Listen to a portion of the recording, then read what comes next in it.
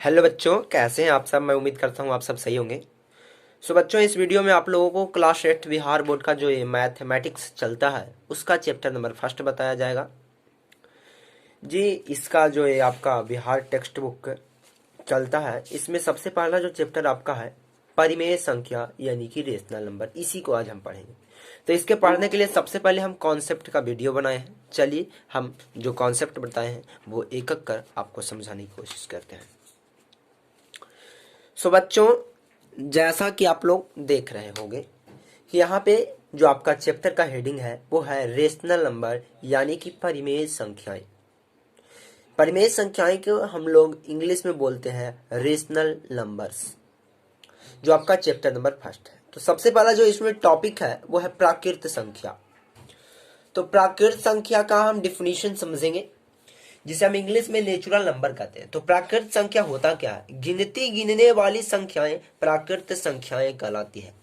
देखिए, गिनती गिनते हो आप लोग 1 2 3, इसी तरह ये अनंत तक चले जाता है। तो ये जो जितने भी संख्याएं हैं गिनती गिनने वाली, यही आपका प्राकृत संख्या कहलाती है। ओके, यानी कि गिनती गिनने वाली संख्याएं प्राकृत संख्याएं कहलाती है, जैसे 1 2 3 4 5 डॉट डॉट डॉट आदि। मैं उम्मीद करता हूं कि आप लोग प्राकृत संख्या का डिफिनीशन समझ गए होंगे। अब अगला टॉपिक जो हमारा है वो है पूर्ण संख्या यानी कि होल नंबर। तो पूर्ण संख्या या होल नंबर क्या है? तो जब ये प्राकृत संख्या आप पढ़ लिए, इसके समूह में आप सिर्फ शून्य को शामिल कर दो तो ये पूर्ण संख्या बन जाएगा। देखिए यहाँ पे क्या बताया गया कि शून्य सहित प्राकृत संख्याओं का समूह पूर्ण संख्याएं कहलाती है। जी हाँ, जैसा मैं आपको अभी बताया कि 1 2 3 4 डॉट डॉट इसी तरह का जो है संख्याएं ये प्राकृत संख्या है। लेकिन पूर्ण संख्या बस प्राकृत संख्या के समूह में आप शून्य को आगे शामिल कर दो, ये क्या बन गया? ये आपका बन गया पूर्ण संख्या का समूह। तो यही यहाँ पे बताया गया है कि शून्य सहित प्राकृत संख्या, ये जितने भी प्राकृत संख्या इसमें शून्य को भी शामिल कर लें, यानी शून्य सहित अब हो गया प्राकृत संख्या। तो इसी का जो समूह हमें प्राप्त हुआ, समूह ग्रुप, उसी को हम कहते हैं पूर्ण संख्याएं। जैसे यहाँ पे मैं लिख दिया हूं 0 1 2 3 4 डॉट डॉट 5 आदि। ओके, आपका अगला जो टॉपिक, हाँ इसी में कुछ बातें आप लोगों को याद रखने वाली है। देखिए यहाँ पे क्या बताया गया, कुछ बातें हैं जो आपको याद करने योग्य है। देखिए बच्चों, इसी में बताया गया है कि जितने भी प्राकृत संख्याएं हैं, सभी प्राकृत संख्याएं पूर्ण संख्याएं भी हैं।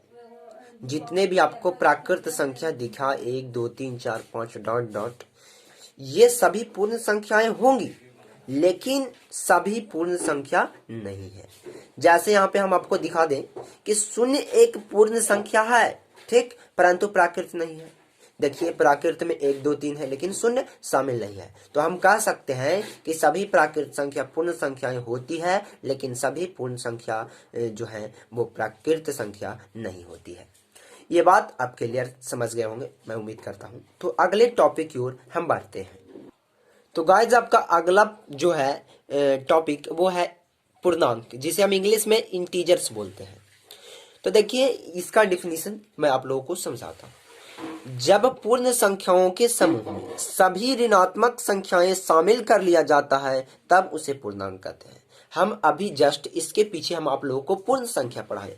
पूर्ण संख्या क्या था? तो 0 1 2 3 4 डॉट डॉट डॉट इसी तरह आगे बढ़ता चला जाएगा। तो आप पूर्ण संख्या का जो डिफिनीशन पढ़े थे कि प्राकृत संख्या में हम शून्य को शामिल कर दिए तो पूर्ण संख्या बन गया।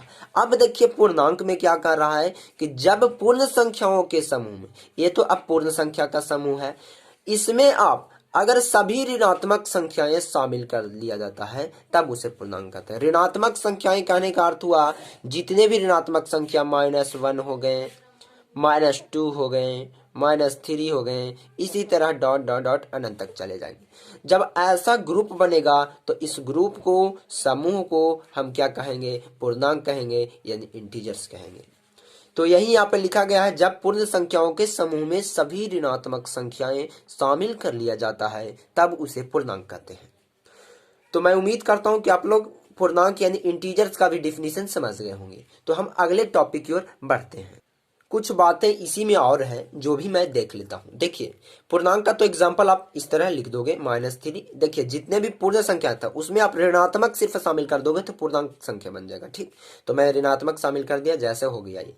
अब देखिए पूर्णांक भी जो होते हैं ना वो दो प्रकार के होते हैं, एक धनात्मक पूर्णांक, एक ऋणात्मक पूर्णांक। धनात्मक पूर्णांक 0, 1, 2, 3 ये जितने भी हैं जिनके आगे प्लस छिपा हुआ है तो ये हुआ धनात्मक पूर्णांक। ऋणात्मक माने ऋण, यानी माइनस आगे जो लगा होगा जिन संख्या के आगे वो ऋणात्मक पूर्णांक होगा। तो मैं उम्मीद करता हूं कि आप लोग ये भी चीज समझ गए होंगे। तो जैसा कि आपका अगला टॉपिक है परिमेय संख्या, जिसे हम इंग्लिश में रेशनल नंबर्स भी कहते हैं। तो देखिए परिमेय संख्या का डिफिनेशन यह बताया गया है कि वे संख्या जिन्हें p बाई क्यू के रूप में लिखा जाए उन्हें परिमेय संख्या कहते हैं, जहां q इजकल टू नॉट 0। परिमेय संख्या का जो डिफिनेशन यहाँ पे बता रहा है, देखिए जैसे में हम 3/4 लिए, 3/4। अब इसे आप कैसे कह सकते हो कि ये परिमेय संख्या है, तो डिफिनीशन आप जब याद रखोगे तो समझ जाओगे कि ये परिमेय संख्या है। देखिए कह रहा वे संख्याएं जिन्हें p बाई क्यू के रूप में लिखे, p बाई क्यू के रूप में हो गया, p के मतलब 3 हो गया और q के मतलब 4 हो गया, तो ये p बाई क्यू के रूप में हो गया। और इसमें कहा गया है कि लिखा जाए, ऐसा लिख दिया हमने p बाई क्यू के रूप में 3/4 को लिख दिए, तो उन्हें परिमेय संख्या कहते हैं, बस इसी को परिमेय संख्या कहते हैं। लेकिन इसमें भी आपको एक बात याद रखना होगा कि जहां q इजकल टू नॉट 0, यानी कि जो नीचे वाले संख्याएं होती है q के जगह पे 4 है तो यहाँ पे कभी भी 0 नहीं होगी। अगर 0 होगी तो ये गलत आपका हो जाएगा, यानी कि परिमेय संख्या नहीं होगा। लेकिन हाँ 0 ऊपर रहेगी और नीचे कोई संख्या रहेगी तो ये परिमेय संख्या हो सकता है। चलिए आपका अगला टॉपिक, इसी में जैसे में आप लिख लेना। अगला जो टॉपिक है आपका योज्य प्रतिलोम, जिसे इंग्लिश में हम कहते हैं एडेटिव इनवर्स। योज्य प्रतिलोम क्या होती है, तो जब दो संख्याओं का योग शून्य हो, तो वे दोनों संख्याएं एक दूसरे के योज्य प्रतिलोम कहते हैं। यहाँ पे बताया गया है कि जब दो संख्याओं का योग शून्य हो, दो संख्या कोई मान लीजिए यहाँ पे एक ठो आपको a मान लीजिए और एक ठो b, इसका जब योगफल 0 होगा, एक a मान लीजिए एक b, इसका योगफल जब 0 होगा तो ये एक दूसरे के योज्य प्रतिलोम होंगे। लेकिन कब हो सकते हैं 0, देखिए इसी में हम 2 पॉइंट लिखे हैं। सबसे पहला जो पॉइंट है कि जब दो संख्याओं का योग शून्य हो तो वे दोनों संख्याएं एक दूसरे के योज्य प्रतिलोम कहते हैं। और इसी में एक पॉइंट और है यहाँ पे, दूसरा जो इसमें पॉइंट है कि व्यापक रूप से a का योज्य प्रतिलोम -a तथा -a का योज्य प्रतिलोम a होगा। देखिए जैसे में यहाँ पे आपका एग्जाम्पल लिखा हुआ है, यहाँ पे लिखा हुआ a plus -a is equal to 0, तो यहाँ पे मैं कोई अंक लूंगा। जैसे देखिए यहाँ पे मैं a के जगह पर 3 ले लिया। ओके, आप लोग को नहीं दिख रहा होगा, मैं अब बताता हूँ सही से। यहाँ पे a के जगह पे 3 ले लिए, प्लस में यही यहाँ पे जो अंक रखाएगा वो a के जो जिस संख्या a के स्थान पर रखे थे 3, तो यहाँ पर भी a के जगह पर 3 ही रखाएगा, लेकिन माइनस में रखाएगा। और इसे कोष्ठ में ले लेना, क्योंकि प्लस और माइनस बगल में हो तो इसे कोष्ठ में लेना उचित होगा। बराबर 0 लिख देना। अब देख सकते हो आप लोग कि 3 प्लस माइनस माइनस हो जाएगा, 3 में से 3 जाएगा तो 0, तो हम कह सकते हैं कि 3 का जो योज्य प्रतिलोम होगा वो -3 होगा और -3 का योज्य प्रतिलोम 3 होगा। यानी कि योज्य प्रतिलोम का अर्थ हुआ जब, यहाँ पे देखो कि जब दो संख्याओं का योग शून्य हो, यहाँ पे हम दोनों संख्याओं का योग कर रहे हैं, एक 3 लिया संख्या, एक -3, ये दोनों का जब योग किए तो हमका जो योगफल आया वो 0 आया, तब हम कह सकते हैं कि ये एक दूसरे के योज्य प्रतिलोम है। तो मैं उम्मीद करता हूँ कि आप लोग भी ये टॉपिक समझ गए होंगे। आपका जो अगला टॉपिक है वो अगला टॉपिक है व्युत्क्रम या गुणात्मक प्रतिलोम। तो व्युत्क्रम या गुणात्मक प्रतिलोम क्या होता है, जिसे हम इंग्लिश में मल्टीप्लिकेटिव इनवर्स भी कहते हैं। तो देखिए इसमें भी 2 चीजें, हम 2 पॉइंट लिखे हैं, आपको दिखाता हूं।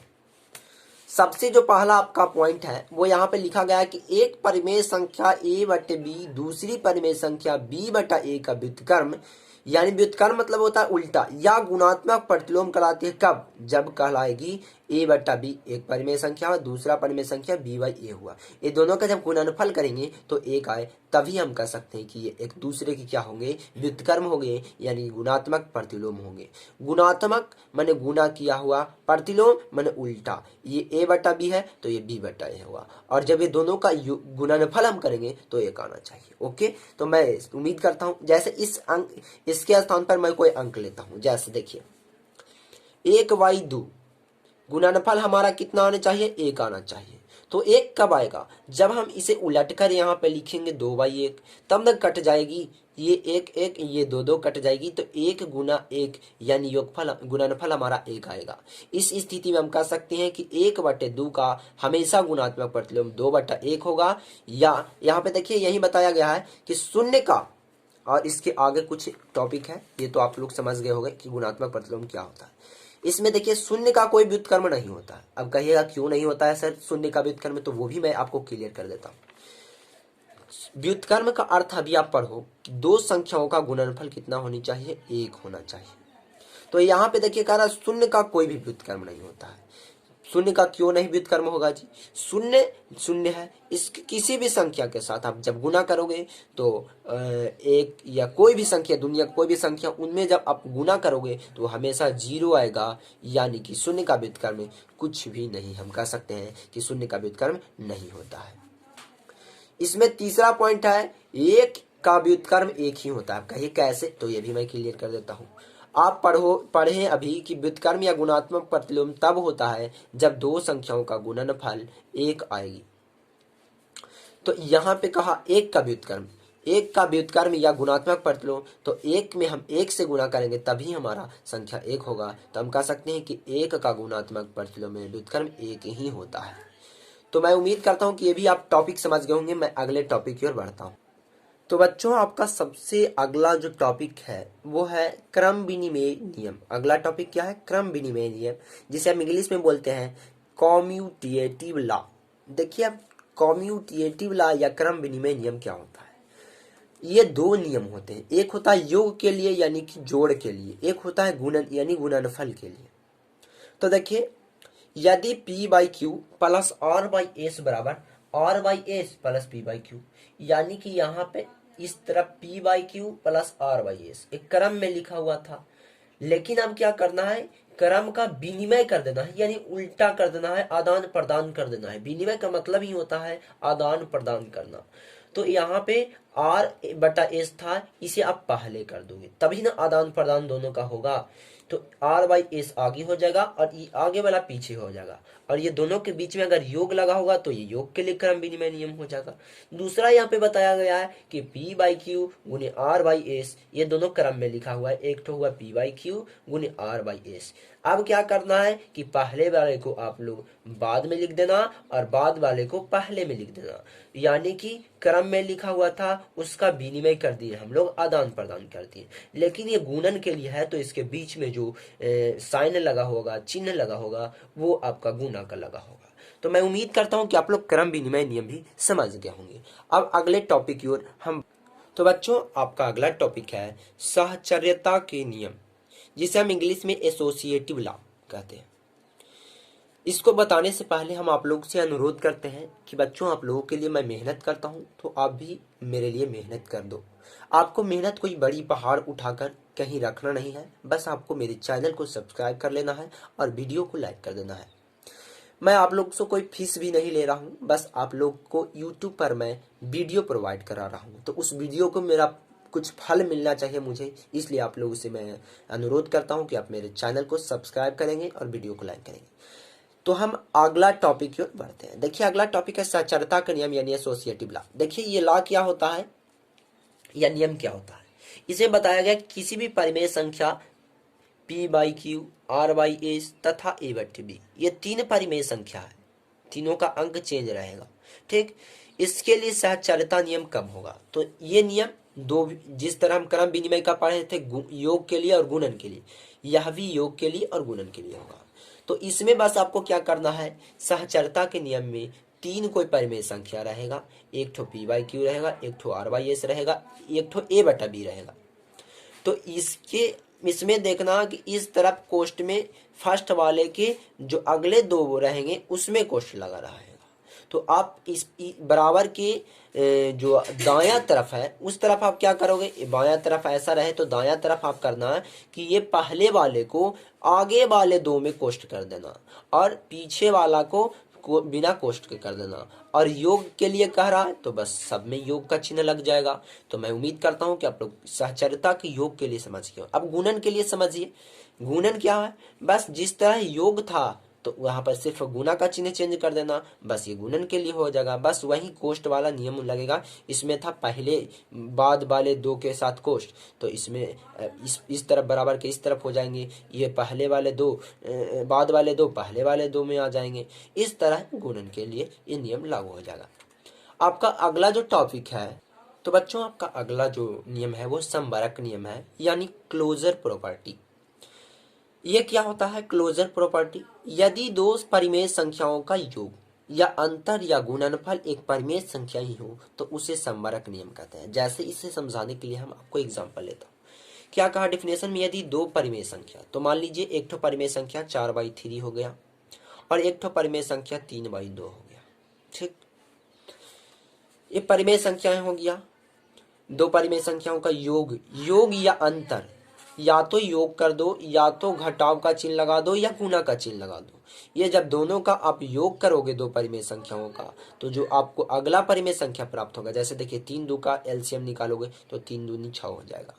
3 दूना 6 तो 4 दूना 8 यहाँ पर हो जाएगा। प्लस प्लस लगा देंगे, 2 तिया 6 तो 3 तिया 9, 9 8 17 अब 6 हो गया। यानी कि जब आपको इसे जब दो परिमेय संख्याओं को जोड़ोगे घटाओगे या अंतर करोगे तो आपको जो संख्या प्राप्त होगी वो भी परिमेय संख्या ही प्राप्त होगा। तो यही जो नियम है ला है, इसे ही हम संवरक नियम कहते हैं। तो बच्चों मैं उम्मीद करता हूँ कि आप लोग समझ गए होंगे। आपका जो अगला टॉपिक है, इसी में देखिए एग्जाम्पल मैं एक ठोर लिया हूँ, 1/4 + 3/8 करोगे, दो संख्याओं का योग करोगे तो आपको अगला संख्या जो प्राप्त होगा 5/8 ही प्राप्त होगा। आपका अगला जो टॉपिक है वो है योज्य तत्समक। देखिए योज्य तत्समक का नियम क्या होता है। यदि किसी परिमेय संख्या को किसी परिमेय संख्या p/q में जोड़ने पर योगफल p/q ही मिलता है तो उसे योज्य तत्समक कहते हैं।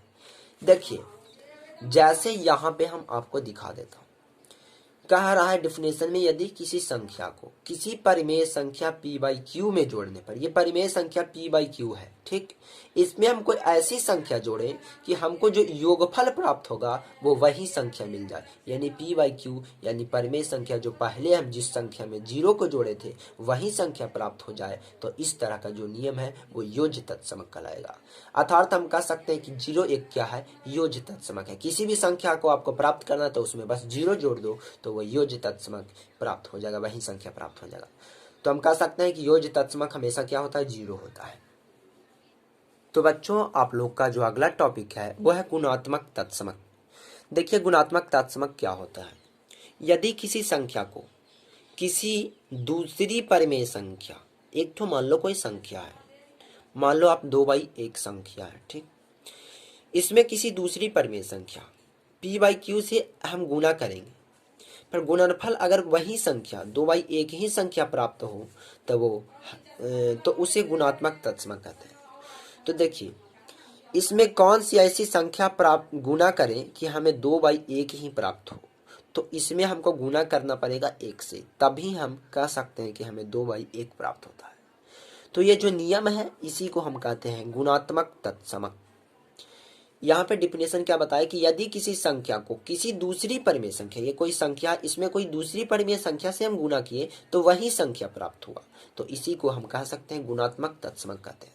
जैसे यहाँ पे दूसरा एग्जांपल लिया हुआ है 2/3 × 1, तो हम 2/3 हमें प्राप्त करना है, तो हमें प्राप्त करना है तो उसे 1 से गुना करेंगे तभी हमें 2/3 प्राप्त होगा। अर्थात हम कह सकते हैं कि हमेशा जो गुणात्मक तत्समक किसी संख्या का होता है वो 1 होता है।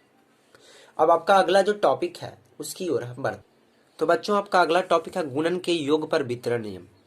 ये क्या होता है, तो किन्हीं तीन संख्या, मान लीजिए p/q, एक ठो a/b हुआ, एक ठो p/q हुआ तथा r/s हुआ। तो यदि ये तीन संख्याएं रहेंगी तो इसके लिए हम गुणन पर देखेंगे क्या कर रहे हैं, गुणन के योग वितरण नियम देख रहे हैं। तो गुणन भी साथ में और योग भी, तो गुणन के योग वितरण नियम होगा। देखिए इसमें क्या करना है कि कोई संख्या तीन संख्या लेना है, a by P, p by Q, r by S, ये तीन संख्याएं हैं।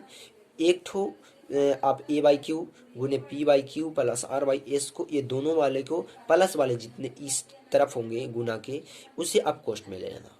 इस तरफ बस आपको क्या करना है, ये आप देख सकते हो कि a बाई बी जो है ये दोनों के साथ शामिल है, दोनों के साथ ये गुना का इंडिकेट किया हुआ है, यानी कि इसके साथ भी इसका गुना हुआ है और इसके साथ भी गुना हुआ है। तो बस बराबर के इस तरफ आपको यही करना है, ये दोनों को एक बार साथ में लिख देना है और फिर ये दोनों को एक साथ में लिख देना है।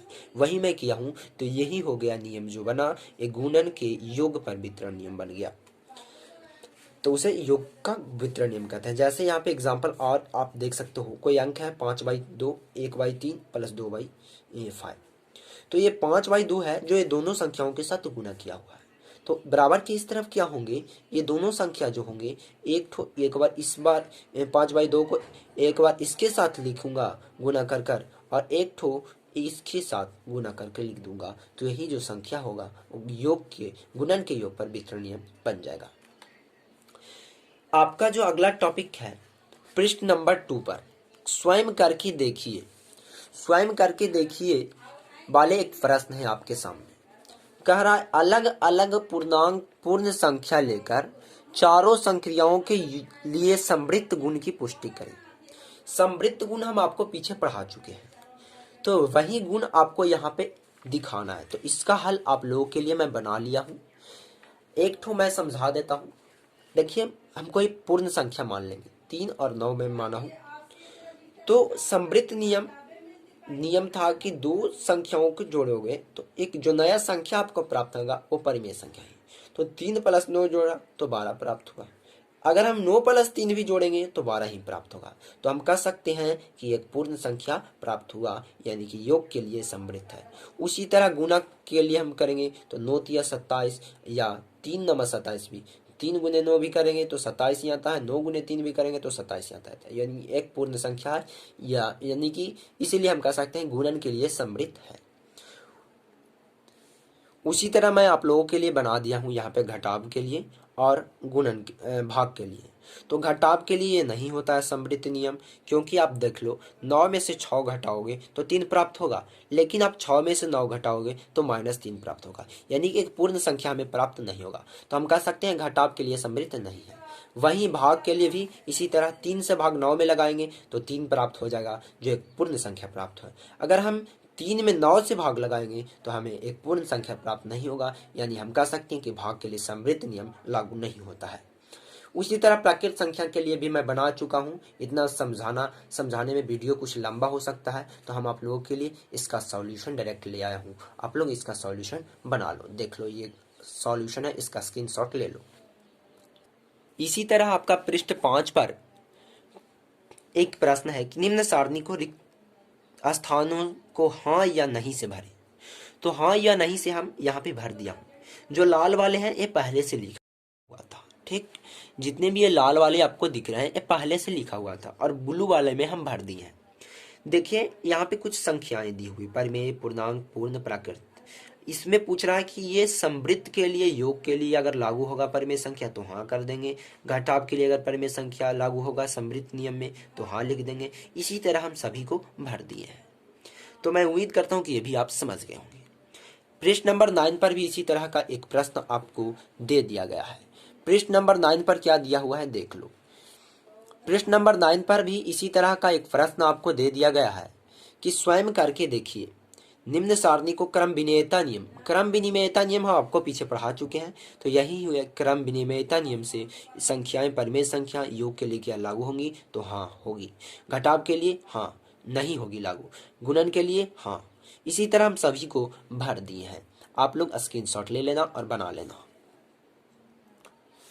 इसी तरह बच्चा आपका पृष्ठ नंबर 13 पर स्वयं करके देखिए। इसमें क्या कह रहा है, निम्नलिखित सारणी को पूरा करें। सही अगर रहेगा तो सही का टिक लगाएंगे, गलत रहेगा तो गलत का टिक लगाएंगे। ये परिमेय संख्याएं हैं, पूर्ण संख्याएं हैं, पूर्णांक संख्याएं हैं, प्राकृत संख्याएं हैं। ये इसमें पूछा है कि साहचर्यता नियम के लिए लागू होता है ये सब क्या परिमेय संख्या योग के लिए साहचर्यता नियम में लागू होगा? तो हाँ होगा।